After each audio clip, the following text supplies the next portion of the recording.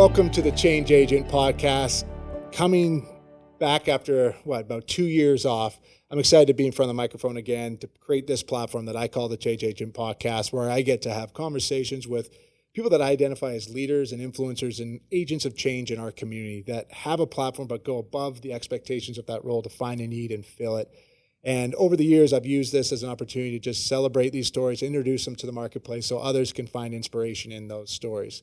Today, I'm meeting with Montae McFarland. This is going to be a great story because it's a new relationship that's just come to the table, but one that I'm personally very just connected with and inspired by and want to invest a lot into. A colleague of mine, Amy A. Strike, introduced us about 3 months ago. She's a partner of mine in real estate and a believer in this Homes for Good platform I've been building these last 4 years, and saw an opportunity to share this story through her relationship with you.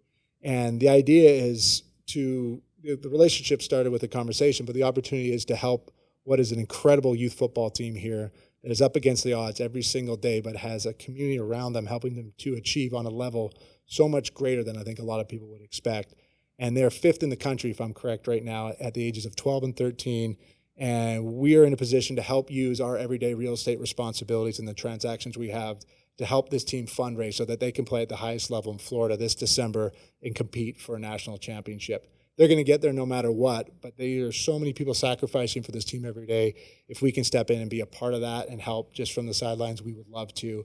And to do it, though, I want people to understand who Montae is as the head coach of this team, why this team is so special, his relationship with the sport, with the team, the kids, the families, and what he does beyond just being a coach to the ages that he works with every day, but how he mentors and stays with those that graduate from his group and move up the ranks and the success they're having. So I'm excited to introduce everyone to Montae McFarland, head coach of the Arizona Champs, Arizona Champions.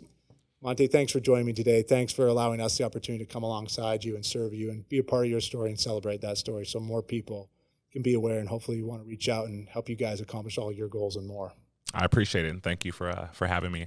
So first, Montae, in back conversations we've had, basketball was your number one sport, right? It was. So what tell us a little bit about that journey. And then what led you into football?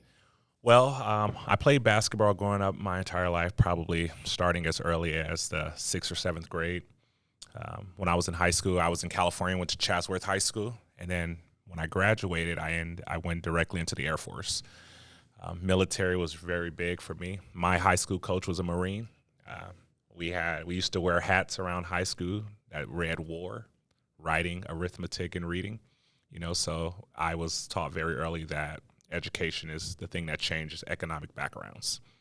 So when I got out, I ended up coming to Arizona, and I started off as just, looking around, see where I can coach.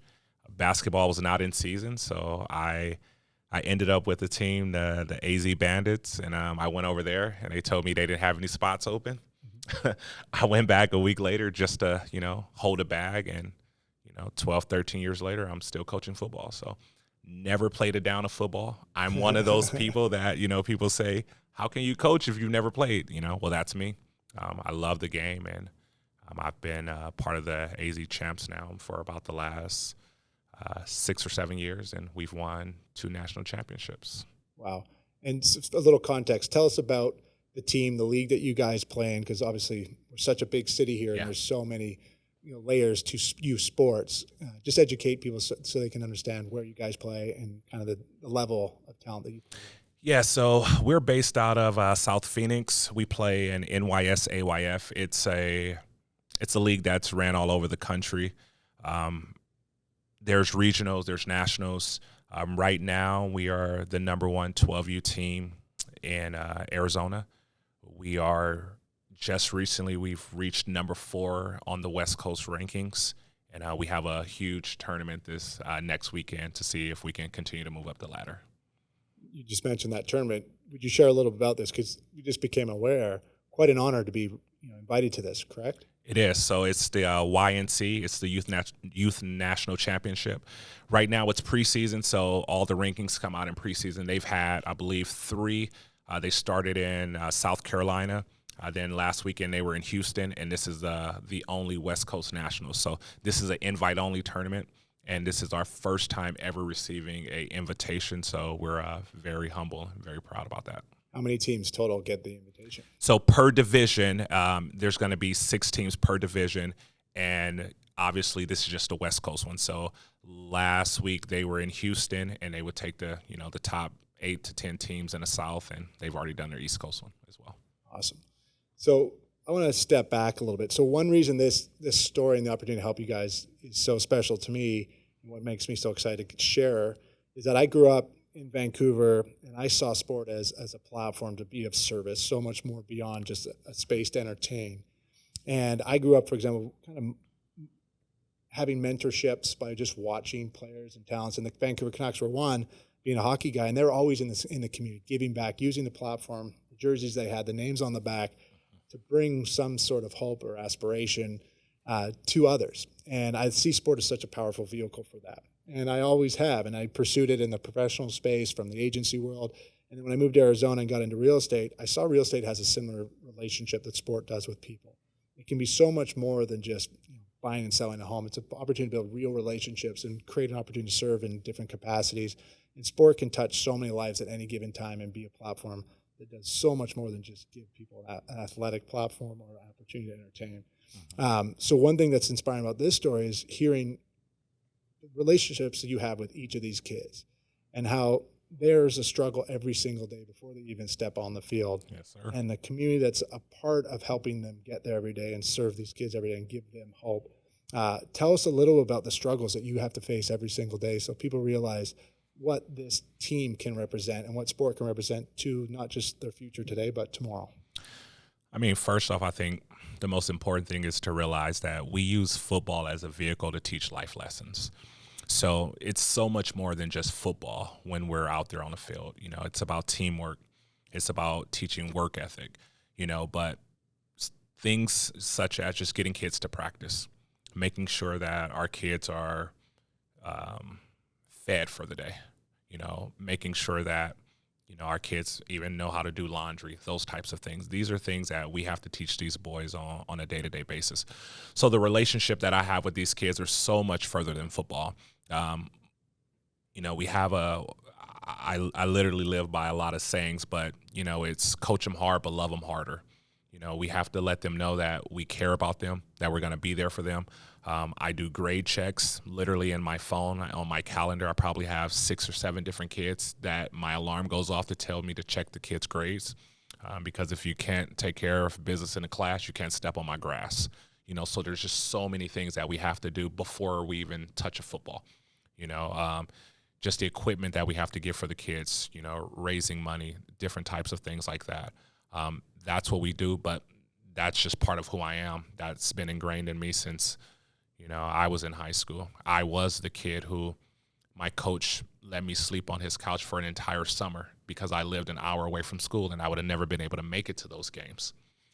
So when I see kids that are struggling, it's just who I am. When we go on all these trips, I have a family. My family don't go on the trips with me because I always have boys in my hotel room. My daughter plays soccer, and she knows during this season I don't go to soccer games because I have football. So football just becomes a part of my life.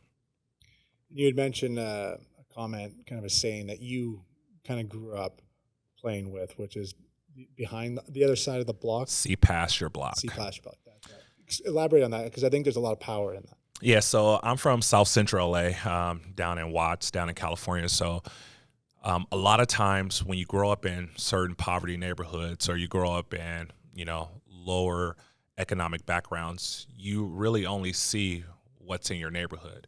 And so it took one of my coaches to take me out to, the valley in California to see that, it doesn't have to be the way that I'm living. Everyone doesn't live that way.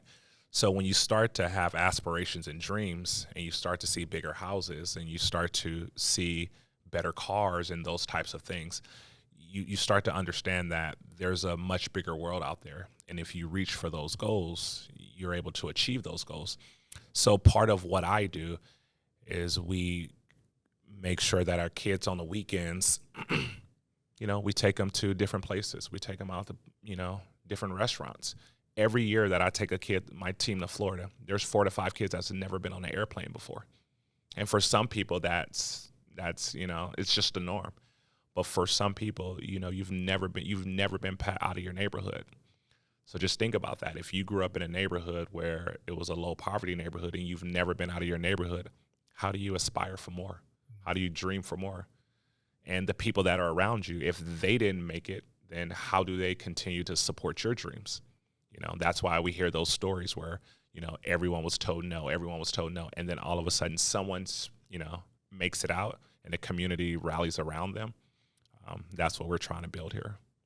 I love it. And that's so, the emotions just start bubbling up real fast because sport, there's that connection. It runs so deep. And, I'm very lucky. I was blessed with the opportunity to compete and never have, the fear of not being able to know that I had a meal at home when I got off from competition. Yeah. But always had the resources behind me to go pursue whatever I chose to, and felt confident and comfortable in myself to be able to go do it because I had the back and the resources. And not everyone has that. And it takes leaders like yourself to step in and be that voice, that sense of hope, and to do it in a platform like sport, football. It's such an incredible vehicle.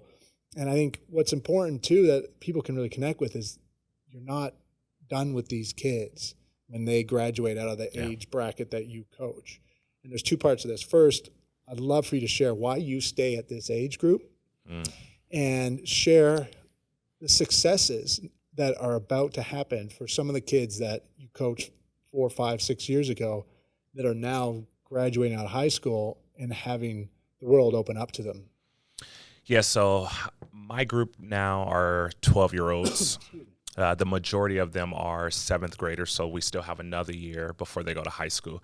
And we started coaching this group when they were 8 years old. So I get my core group of kids, and I continue to rise up with them. So in Arizona, we go 8U, 9U, 10U, and I continue and I move up with my kids. The reason why is that once they get to the high school level, Arizona's open enrollment, so kids can go to high school wherever they want to. Well, what's good for one kid isn't good for the other kid. And so I feel like these boys need an advocate to be able to let them know that, hey, this might be the best place for Johnny, but it may not be the best place for you. So that's the reason why I don't coach high school. If I was attached to one high school, then it would be my responsibility to try to guide all of those boys to that one high school. And my responsibility is to make sure I'm putting all of my boys in the correct places. Now, once I get them into high school, then I typically go back to 7U, 8U, and I'll start a brand new team, and I'll raise that team all the way up until they get to high school. So right now, the boys that I have already coached that are in high school, if there's 22 starters on both sides of the ball at Saguaro, which is the #1 high school in Arizona, I probably have, I would guess, 15 starters out of the 22 that have come through my program. Wow. I have kids all over the valley. So I am literally the coach who I only get to go to one high school game per week because I have a certain amount of kids that I have to see. You got to cover the valley. And I'm always only on the 50-yard line.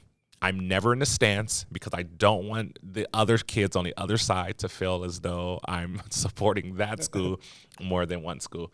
But it's pretty cool. I've been to games where I see one of my kids tackle another one of my kids, and they playing on different schools. And then after the game, we get together and we take a big picture. So I have a few kids that are my oldest group. They're seniors this year, and I will have at least 6 to 7 that will be playing D1 football. Wow. So it's amazing, and I still get the calls. And I still run around my house, just as if they're one of my kids, once I hear those calls that they get in those D1 scholarships. Our goal is always free education. I've always preached it, that education changes economic backgrounds, and I will continue to push education. Are you able to share some of the schools that these kids have signed papers with? Yes. So we just had Michael Gardner, that's over at Liberty High School. He just announced that he will be attending University of Oregon. Nice. Wow. I have we'll have more commitments that'll come out this year, but he's the one that's committed first. And but overall, we probably have over 20 D1 scholarships of our kids, but they just haven't committed yet. So right now, we just have one that's committed so far. Wow. So he's going to Oregon. It's unbelievable. Yeah. Again, it goes to show you, the right people working together. you can accomplish these goals and to put them in a position where free education and to leave too. So I loved leaving where I grew up. Yes. When I got out of high school, just the maturation process, to be on my own, to figure out who I am in the world, and to use university as a platform, that was incredible. I came here from Canada and never left. A little bit in California, but never wanted to go back to Canada. But I'd love to kind of now get specific on what we're doing in effort to help you in this year's goal. Yes. So when we first met, I think it was off season. This was in May. Yeah. You were planning to go out to California for a tournament. Yes. That was a ranking tournament. It was. Correct. How did that play out? So we went out to California. We got 2 games in. We went 1-1 in that tournament. Before we went out, I believe we were ranked number 5 in the West Coast rankings. We've since have moved up to number 4. And then we have another tournament in about another week and a half, which will play a team that's ranked ahead of us. So that'll give us a shot to be able to move up a couple more spots as well. And now that you're getting ready for this tournament next week in California. Yes. When does a regular season, quote unquote regular season, start for you guys? Because I know September you guys 10th. are playing so many games in state and out of state. September 10th. Yeah, September 10th is the first regular season game. And we have a Labor Day tournament that'll be local here in Arizona. And then we'll start league play in September. Perfect. So the goal for you guys is to get to Florida for the national championship, correct? Yes. Is that guaranteed that you will get the invite? It is. We'll know more after September 1st. September 1st is when you have to identify if you're planning to go, and you have to say which division you're going to go in. So there's Division I and Division II. We're a Division I team. The way that the landscape is looking is that we'll get the automatic invite. We'll get the automatic bid. We won't have to go through regionals, which will be in Vegas. So it's looking that way, but we won't know until probably September 1st. We won't get the go-ahead. Okay. And in our conversation, you've shared kind of the economics of what it costs to get there. Yes. So that's where we want to step in. Homes for Good, for me, when I started, it wasn't about just raising money so we can gift a check. It's about walking alongside our local organizations and understanding where there's a need and fulfilling that need in a sense, but also bringing that story back so people can see a little bit can go a long way, and the impact that can have on someone else's life and the trajectory that it could lead them. So we know the number. It's about 27,000. Obviously, it's changing daily because you fundraise daily. Yes. You just shared a story of working a concert last night till 1 a.m, and you're here having a conversation with me. So thank you for just making the time. I know you're tired and are pulled a lot of different directions. I appreciate you guys.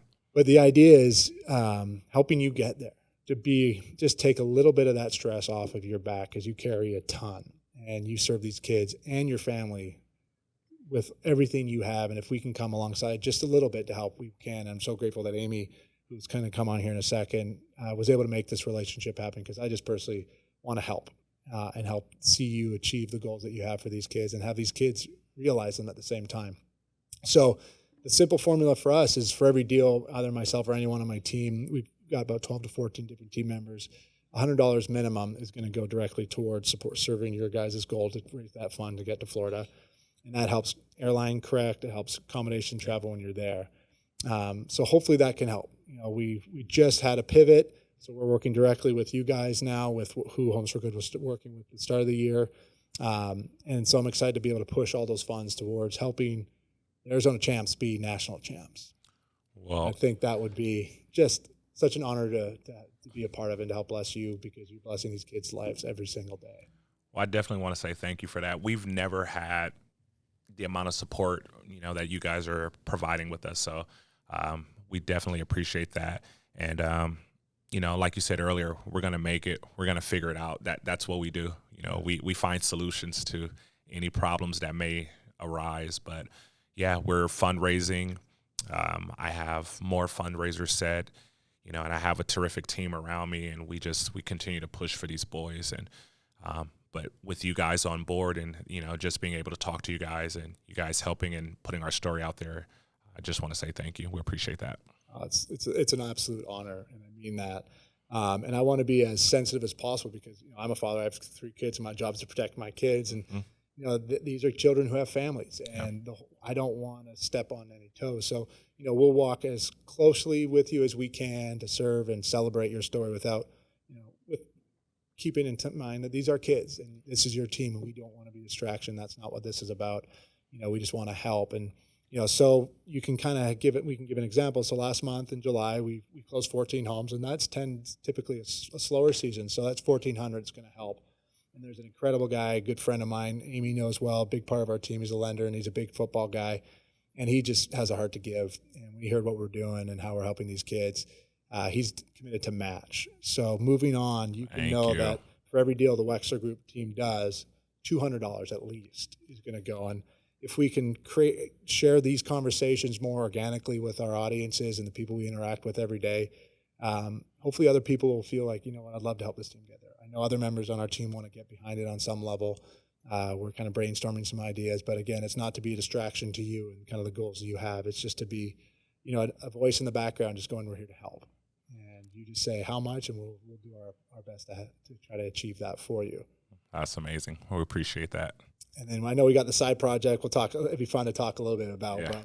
But I'm a big sports guy, so I love the idea of talking to a friend of mine, Michael Creel, and his daughter, presenting an idea of designing a cleat. We've started this conversation, and you've already planted the seed with the kids and creating basically this opportunity for these guys to design their own cleat, because we'd love to help do that as well and just give you guys kind of something that is a part of your uniform that you can wear proudly when you go to Florida as a team cleat or a team shoe, to kind of make you guys walk with your heads a little higher, a little more swag. It's amazing, though, even you guys presenting that idea, I threw it out there to a couple of my kids, and they came back with some ideas, and it opened my eyes to some of the things that these boys think about that I never even thought of, so, their minds, although they're, 12 years old, some of these kids are, holding some heavy weight on their shoulders and things like that. And you guys allowed them to express that. And honestly, I don't know if I would have ever even known that some of these kids feel this way about their culture, about their families, about their teammates, about had you guys not presented it. And, I'm reading some of the things that are important to these kids. And, one of our kids, his dad is a Marine, and, he loved the Marines because of his dad. And another kid, he wants to honor his family and his heritage and things like that. And it was just interesting to see these kids from a different light, because I learned something new about every single kid that I didn't know, that I wouldn't have known had you guys not presented this idea. And so, although you guys are helping, financially and things like that, you guys have also given me a tighter bond with some of these kids and families that I hadn't known. Wow. Yeah. I would never imagine that, but that's so rad to hear. Yeah. I mean, one of the stories I shared with you, I had no idea. Wow. And that was the reason why I sent that one directly to you, because a lot of times we feel like 12-year-olds, you should just be outside playing in the park. You shouldn't have to carry that kind of weight. I was just going to say, you mentioned that they're carrying weight. I'm like, they're 12 years old. 12, yeah. They should be kids. But that's part of the reason, and I get super emotional when we talk about it, but yeah. Well, you're stepping up for them every single day. You're stepping up for their families every single day. And I don't know if it's worth it, but, we see you, we see what you're doing, and the results are proving themselves, not just with athletic victories or, ranking titles, education, life skills, opportunities to believe in themselves beyond what they can see. And I think nowadays kids need to know that.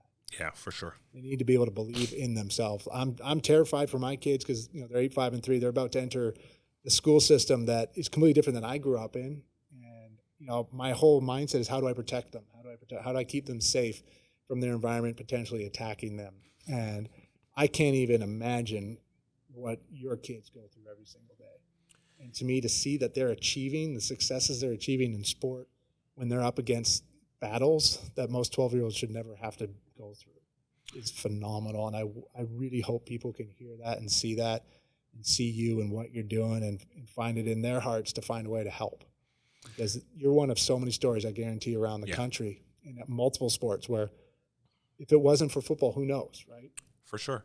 I mean, these are volunteer positions, We do these things because we care about our community, we care about these kids, and we care about the next generation, but that's part of the reason why, my coaches, none of my coaches have kids on these teams. Wow. We're here for these boys. And when these kids get into high school, we go back down and we grab another group of kids because there's a gap there, and I get calls from parents all the time that, hey, I'm bringing him to practice because he got in trouble at school. I'm not bringing him to practice. I get the report cards. I show up to parent-teacher conference. When our kids get in trouble, I go to school. I have to take a day off of work to go sit with someone else. You know what I mean? So these aren't just football relationships. These are lifelong relationships. And I've been to more parent-teacher conferences with other kids than with my own kids. And that's just how my house runs. Like, this is embedded in our entire family. When I say that football has reshaped my world, my life, I got married 2 years ago. Every groomsman in my wedding, I met in football. So much more than a game. So much more than a game. We're teaching life lessons through football. Absolutely, you are. And you're doing an incredible job. And like I said, it's such an honor just to stand alongside and celebrate you and help you continue to pour into these kids' lives and hopefully make it a little easier and give you guys an opportunity to continue to achieve the successes that you're already having. So moving forward, what are some of the ways people can, if they hear this and see us or we're in communication with people, can connect with you or follow along that can be a part of this journey, whether they engage or not, but can just watch, because by just watching, I think hearts will be touched and emotions will start moving and people hopefully will want to engage. Yeah, so we have our team Facebook and our team Instagram at AZ Champions. Okay. And if you go there, we post a lot of our pictures and videos there. And our league, it's a very cool league because the way that they do it, they'll only print the schedule for the first 2 to 3 games, and then they match like teams. So, on one end, you may not get the schedule till Wednesday, but you know that you're playing a competitive team. So it's kind of hard to project what your schedule is going to be. But we do know that Florida starts December 2nd through the 10th. That's where we'll be in Kissimmee, Florida. And before that, if you just go to one of our Facebook or our Instagram page, that's where we update all of our information, post all of our pictures, and post our schedule. Awesome. Well, we're going to talk about it all the time. It's just my natural dialogue in my daily real estate space is to talk about, who I am as a change agent, meaning that change agent isn't a brand that I push to, separate myself from my competitors. It's a personal challenge to myself to be better in my role and to see the opportunity that real estate gives me to serve not just my client, but my community. And then when I started this in 2018, I literally just talked about it all the time. And so when I'm out and engaging, it's a part of my natural conversation to show how this home not only will help the buyer or the seller or their dream in this purchase or sale, but it will also have a direct impact on a need in our community. So I get to talk about you guys all the time. And to have those resources to lead people to you, hopefully by just planting seeds, more people will follow, more people will reach out, and your stands will be full of a lot of new faces because your story is incredible, and these kids deserve to be celebrated for what they're accomplishing with everything they're going up against. And they have you and a lot of others I know to thank. Yes. And I'd like, just as a fun token of my appreciation for allowing me and my team and the platform to be a part of helping you, is to gift you this fun change agent hat. I'm a hat collector. I love New Era, and I have these made, and I like to give them to people that I have a lot of admiration for, because you're doing so much more than you need to be doing, and you're doing it with purpose and passion, and you're truly transforming lives. And that's what this conversation is about, to help people see more than just a football coach and a football team, but a team that is overcoming every obstacle that's in front of them and accomplishing such great success. And it's because of people in their world and their coaches and their family, and we're here to help. And I'm excited to see what we can do. Well, thanks again, and I appreciate everything. And it was interesting, when I saw the change agent and things like that. You put things into a different perspective, and I never, I'm gonna take this hat and I'm gonna, show it off and wear it with pride, because I never looked at it as a change agent.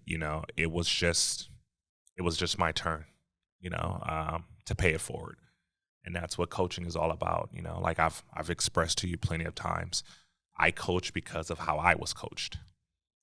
I coach and I try to pour into individuals because my coaches, they shaped me. I'm a combination of 3 different coaches who coached me, and that's what I continue to pour into these kids. I always tell our kids, you're going to always remember your best coach and your worst coach. I'm just trying to fall on the right side of that fence. And if anybody played sports, I guarantee you can tell me who your worst coach was. It's true. And I guarantee you can tell me who your best coach was. It's true. And I'm just trying to fall on the right side of that, But, I also let them know you can learn, we should be learning from every single person that, steps, into our lives, whether they're coaching us or not. Even in your space, when you came in, there was somebody who taught you how to do what you do. And you taken 3 things from that person that you loved, and there's probably 2 things that they did that you're like, I'm going to just do that a little bit different. Yeah, absolutely. And that's what I'm hoping. And, when I reach out to my coaches and I run them through the scenarios that I'm dealing with, and I let them know, like, hey, and I want them to know that I'm just a product of who they are. And I know that there's someone in my group that's going to turn into a coach. And hopefully, that title, coach, it's important, and I wear it proudly. So, I want to touch on a photo that we talked about before, because I think it's a great way to kind of end this, and it's a challenge to everybody that's going to listen. It's a challenge to myself. You allow the kids to walk out on the field carrying a flag. Yes. And there's a meaning and a reason for it. Would you share that? Because I think there's a lot to be said in it, in terms of life lessons and how we should be living. Yeah, so one thing that I believe in is servant leadership. I may be the head coach, but it's my kids' team, and I kind of I work for them and things like that. So I believe that leaders lead from the front. So I always lead my team out to the field. I'm always the first one to shake hands. Whether we win or lose, I'm always the first one. I'm up in front. So what we do is we have our Arizona flag, and the player of the week, he gets to lead our team out onto the field. So when we step out to the field, I'm always first. And then when it's time for us to make the walk to the field, the kid who was the player of the week will then come to the front and have that Arizona flag. And it's a badge of honor. It's letting the parents know, it's letting his players know, and it's voted on by the coaches and his teammates, and it's not necessarily for the best player. It's for who we felt was the player of the week. So each week the kid will be able to step to the front and be able to lead us out to the field, so the parents and everyone else can see, okay, we understand. I love it. Yeah. Servant leadership and lead from the front. I think those are something we should all be, reflecting on in our own lives, personal and professional, and how we operate. So thank you so much for sharing everything. I really, really appreciate it. It's been a pleasure getting to know you, and the story's just beginning, and I'm excited to continue to enroll my team, the Wexler Group, around your journey to get these kids to Florida and hopefully become national championships. And anything we can do, we're going to try our best to help you get there, to make it a little easier for you, so you guys can focus on being the best you can be on the field and in the community as well.